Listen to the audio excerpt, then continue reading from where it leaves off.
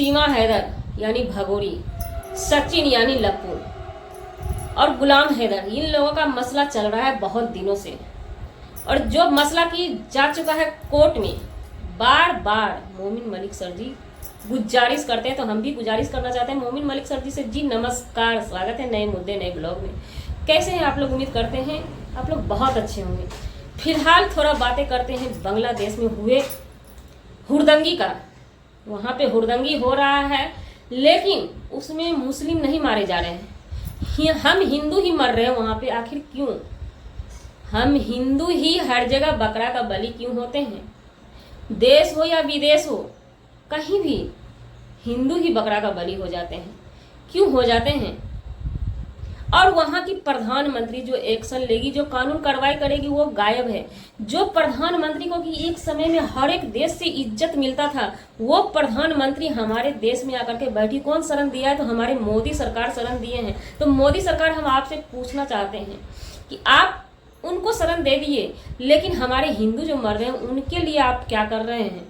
तो खैर, ये हर एक न्यूज़ चैनल से आ रहा होगा, जानकारी मिल रहा होगा आप लोगों को, क्या कर रहे हैं क्या नहीं कर रहे हैं। लेकिन उस हिंदू के लिए दर्द होता है, जिसकी कि मतलब कि जान लेने का भी एक तरीका होता है सिंपल सा, लेकिन नहीं, बहुत घातक जान लिया जा रहा है, बहुत घातक व्यवहार किया जाता है। बाप के सामने बेटी को उठा के इज्जत लूट लिया जाता है। और क्या ही बोले, हर चीज़ को बयान नहीं कर सकते। वहाँ के पब्लिक को क्यों ना करे, जब प्रधानमंत्री को 25 या 45 मिनट का टाइम दिया जाता है घर खाली करने के लिए। अगर खाली नहीं किया तो ध्वस्त कर देंगे। और वो भागती है तो उनके प्राइवेट कपड़े को ऐसे ऐसे करके दिखा दिया जाता है, ध्वस्त कर दिया जाता है। इतना घटिया व्यवहार किया जाता है।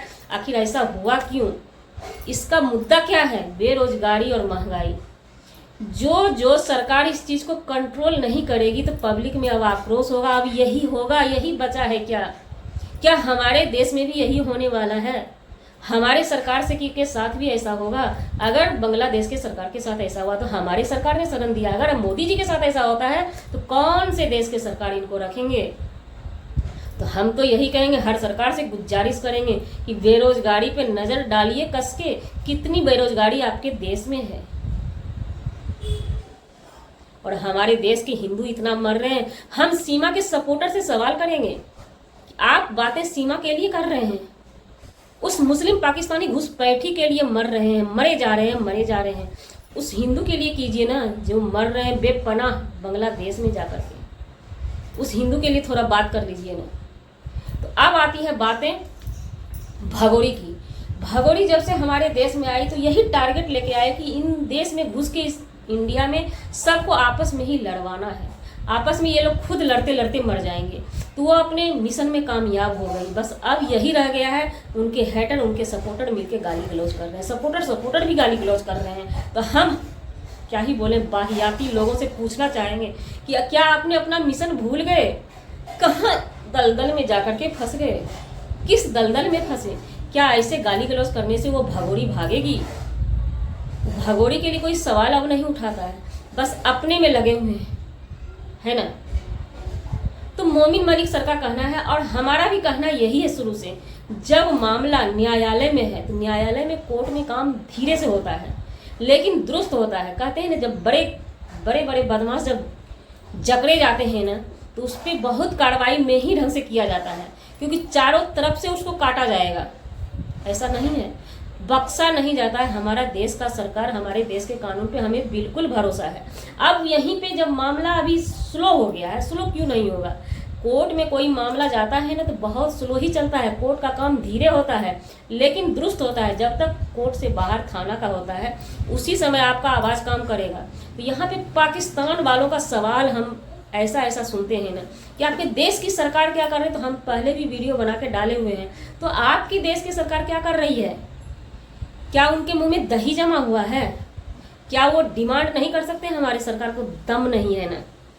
हमारी सरकार को दम था।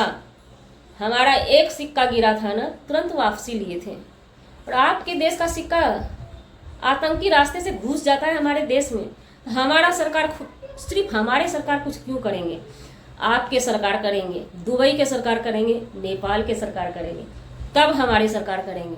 और खबरदार, जो आदमी हमारे सरकार पे हाथ नहीं, आवाज उठाए। हाथ उठाने की तो बात छोड़ दीजिए, आवाज उठाए और हमसे जो सवाल किए तो उसके लिए खबरदार। हमारी कानून है, कानून में बात पहुंची हुई है, व्यवस्था से होगी, प्रक्रिया से होगी, समझ गए।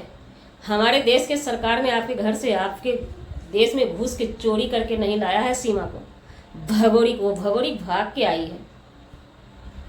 क्या पता है, क्या भरोसा है आप लोगों पे?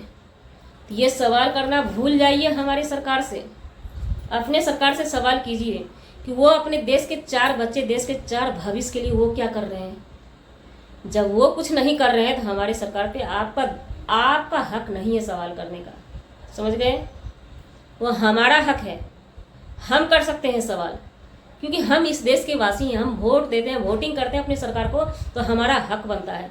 और अभी हमारा हक नहीं है, क्योंकि मामला कानून में हमारे मोमिन मलिक सर सब चीज़ कर रहे हैं। और उन्होंने बार बार, एक बार नहीं 1000 बार हिदायत की है कि कोई गाली गलौज नहीं करेगा, चाहे वो हमारे हिंदुस्तान का हो, चाहे वो पाकिस्तान का हो। कोई गाली गलौज करता है अपना देखें। कानून प्रक्रिया से भी फंस सकते हैं आप लोग। कोई गाली गलौज कर रहा है तो अपना समझो। और हमें भरोसा है, कैसा कैसा विकेट तो गिर जाता है। ये भगोड़ी कौन सी विकेट है, कौन सा खारा सिक्का है, क्या खोटा सिक्का है, दुनिया जानती है। दुनिया जानती खोटा सिक्का है नहीं तो अभी तक बच्चा हुआ क्यों नहीं। एक बच्चा चॉइस तो सचिन ने पिछले साल ही कर दिया था, मैं एक बच्चे का बाप बनूंगा। चॉइस को तख्त पे रख दिया क्या।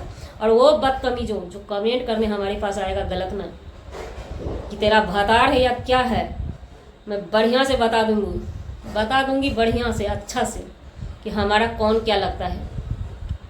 इसलिए लिमिट में रहो, होश में रहो। तू एक हिंदुस्तानी है, ये होश में रहो। हम होश में हर हमेशा रहते हैं कि हम एक हिंदुस्तानी हैं, स्वतंत्र भारत के स्वतंत्र नागरिक हैं। और कतई हम घुसपैठी को साथ नहीं देंगे, कतई हम अनलीगल आई महिला को कतई हम साथ नहीं देंगे, उसको हम कतई नहीं मानते हैं। कानून की हैकरी पड़ी हुई है, उस पर हैकरी उसका निकलेगा तो निकलेगा। और उसके साथ ये लप्पू दलाल पूरा खानदान साफ होगा तो होगा। आप लोग वेट कीजिए, हम भी वेट कर रहे हैं, सब्र कीजिए। प्लीज़ गाली गलौज ना की जाए। तो गाइज, हमारा वीडियो बनाने का मतलब किसी व्यक्ति विशेष से नहीं था, ना ही किसी का आत्मसम्मान को ठेस पहुंचाने का था। अगर जाने अनजाने आपके आत्मसम्मान को ठेस पहुंच रही है उसके लिए सॉरी, क्षमा चाहते हैं। मिलते हैं नेक्स्ट ब्लॉग में।